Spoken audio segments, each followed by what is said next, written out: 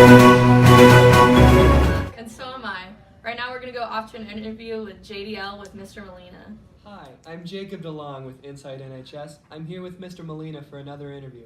Hi, Mr. Molina, how you doing? No bad, Jacob. How are you? I'm good. You want to just get right into it? Let's go. That sounds good to me. What was life like What was life like before working at Norwalk? Before coming to Norwalk, I used to be an executive chef for Hy-Vee. I did that for about 4.5 years, and before that, I was executive sous chef for the DMAC culinary program and a chef instructor. Wow. When you were a kid, was that the kind of job you planned on having? I always wanted to be a lawyer or a politician. Oh, what changed there?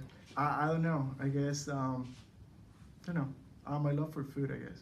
They're not very similar No, I know, careers. right? Yeah. How long, like, when did that change occur? Was that like in high school or college, or? When I got my first job in the restaurant industry, I think I kind of like fell in love with it, and that kind of changed my mind. But go figure. When I was a kid, I wanted to be either a lawyer or a politician. Nice. Yeah. How did you end up with the first job? What was that? My first job, my uncle used to be a general manager for a Sheraton property, and he asked me if I wanted a summer job, a summer internship, and I did that, and that was my first job in the hospitality industry. Nice. So you went from that to the DMAG. That was a really big job. No, I did so many Wow. things. I'm way older than you. I mean, there's so many years in between. But yes, I've been in the restaurant industry pretty much all my life. Nice. Yeah. So after that whole lifetime of work, what was the biggest learning curve when you first started working here? When I first started working at Norwalk, I remember my first day, first hour. They were all freshmen, and they were scary, man. They were really scary, because I was a freshman as a high school teacher or as a this level of education. It's just they wouldn't react to anything, man. I will ask simple things like, "Who likes ice cream?" and you'll hear crickets. There was nothing. So after that, adapting to that, but now they're my most vocal group, I will say, and learning to it's all about building relationships, and once they get to trust you, they open up to you. So Nice. Yeah. Do you have any funny stories from where you worked before? absolutely, plenty of funny stories. The one that I like to tell the most, and because and this is a true fact, I was working for a general manager. One of the first jobs that I got when I moved to Des Moines was for Panera Bread, and I was the general manager for the Johnson store. I had this lady that comes in one day and orders a to-go order, right? She ordered, I think it was a broccoli cheddar soup with French baguette and a chicken and wild rice soup with whole grain baguette. And she leaves, and about 20 minutes later, I get a call in the middle of a busy lunch, and it's this lady, and she's very upset because her order is wrong. And I ask her, "I'm really sorry, what's wrong with your order?" And she goes like, "Well, I ordered a broccoli cheddar soup with the whole grain, and my husband ordered the chicken and wild rice with the French baguette, and I got the French baguette and he had the whole grain." And I thought like, wow, maybe her husband isn't over there. And I asked her, "Ma'am, is your husband anywhere near you?" And she goes like, "Yeah, he's right in front of me." And I just say, "Can you switch pieces of bread?" And all I heard was click. Once she figured out that it was just, she wasn't using her brain. It was just one of those things. But we all have those moments, so. I like that story a lot. I think that's probably one of the better funny stories that we've gotten. I mean, unbelievable. But anyways.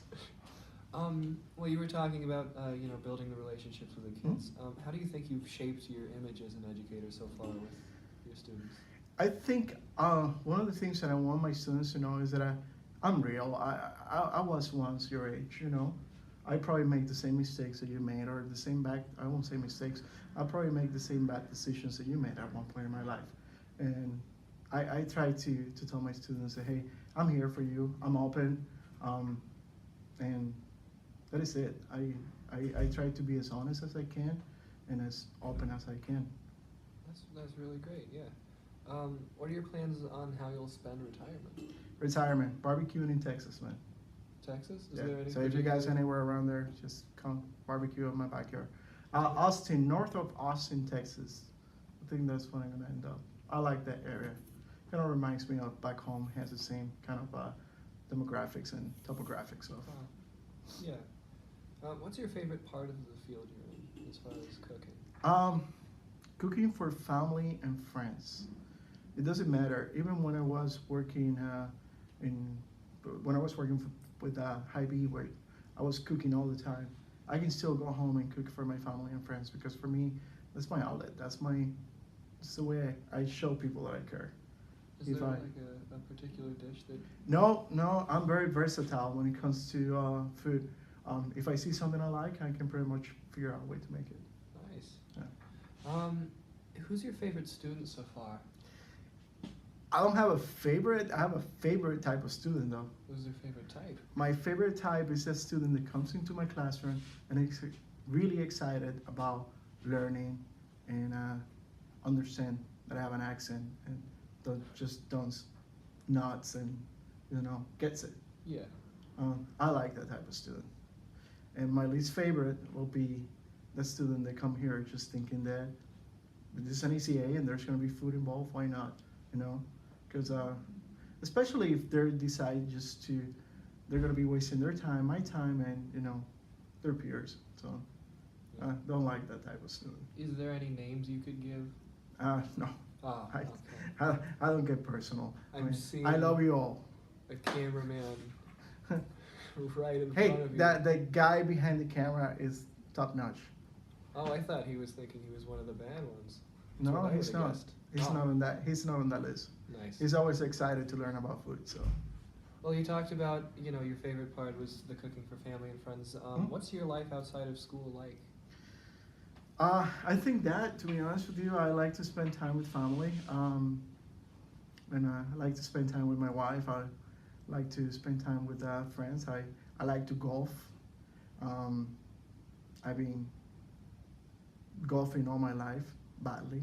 So Do you have a big family? Do you have any kids? no kids, just me and my wife and a picture of a goldfish. The picture of a goldfish? Yes, we get to flush it every 3 or 4 months. So. Nice. How does your work here affect that life outside of school with the wife? Think about it. Before I came here, I was working crazy hours, very long hours. Now I get to spend more time with my wife, and I get to have a bit of a normal schedule, I would say. It's been great. That's gotta be So, really nice. Yeah. I'm not leaving you guys. I'm sticking around. That's great.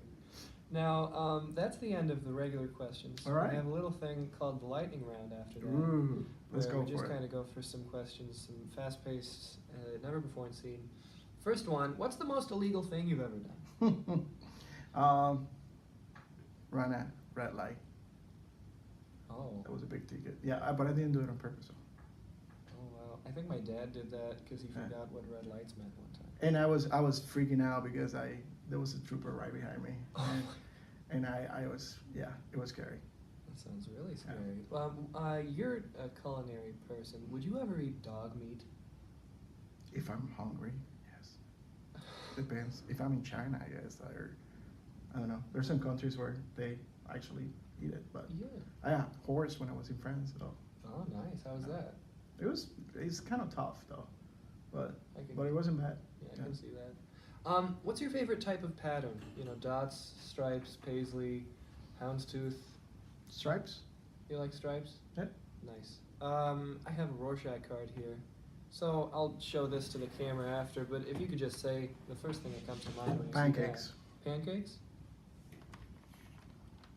It's pancakes. With some sauce around it. Pancakes and sauce. Okay. I think that makes sense to me. What are your thoughts on hippies? Hippies.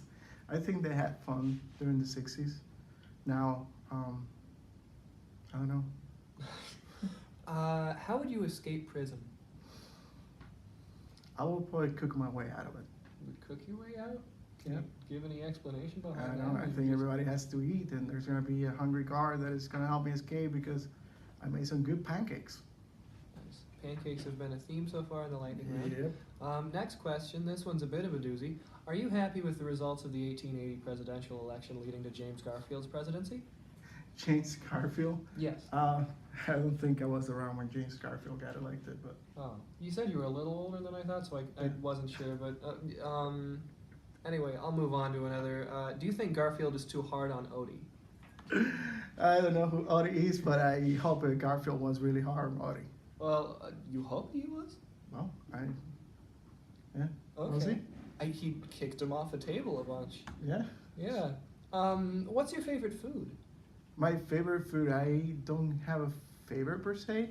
Right now, I'm between Caribbean flavors and some really good Italian, but no, I have never had a particular favorite.